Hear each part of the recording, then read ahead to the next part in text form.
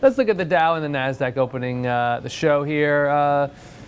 Dow up about 0.25%, not much action there, and the NASDAQ down, well, basically flat. Let's get to the real action. There's the S&P again, relatively unchanged. Let's get to the real action in the markets today. That involves the third largest stock operator in the country. It's known as BATS, and it began its IPO life today in trading. And yet, what happened when BATS began trading?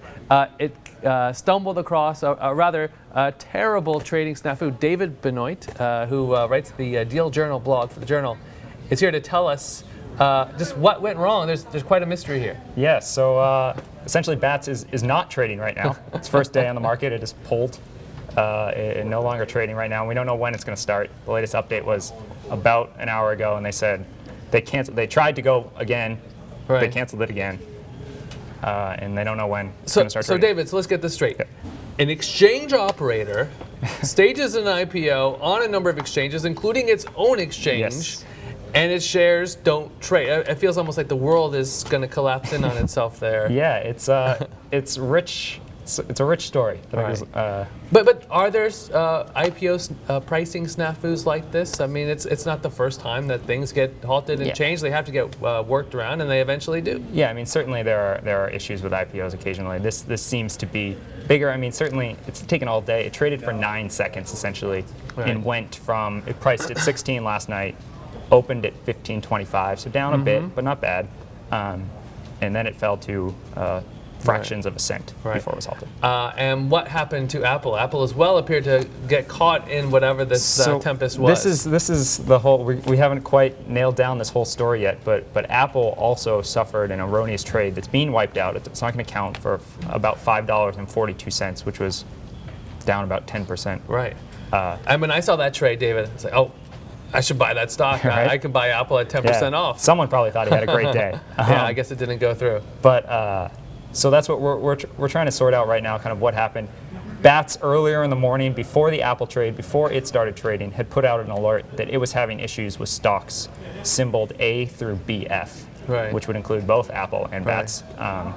And they say that issue has been resolved, but its own ticker apparently not. Still halted. But you know what's interesting is that people don't really understand how much the stock exchange business has changed just in the last 5 years. Yeah. BATS is the third largest exchange operator. There's a number of companies out there who people have never really heard of, right. Where most of the trading in U.S. equities and other instruments really are happening now.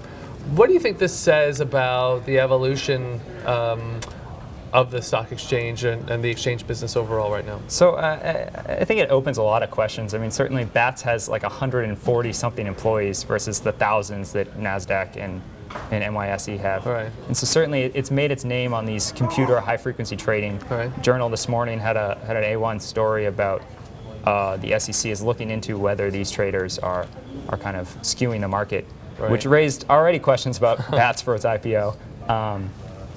But I think certainly NASDAQ and NYSE must be a little gleeful on the side today. A little gleeful, but you know, when it comes down to it, if you can run an operation of that scale with 140 people, you can command a valuation that is far richer than that of certainly an exchange operator like NYSE and probably NASDAQ. We have to look at where it finally starts trading. Yeah, exactly.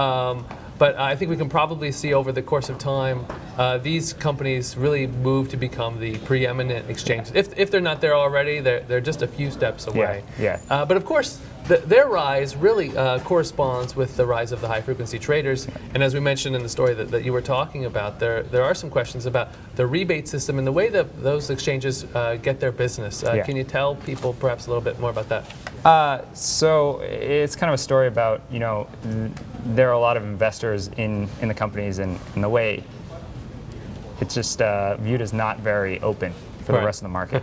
Right. So I guess what you could call one person's advantage is another person's reason for valuation. Yeah, okay. Exactly. David, thank you so much. Come back and let us know, perhaps on Monday, how BATS ends up. Yeah. All right. David Benoit of the Wall Street Journal.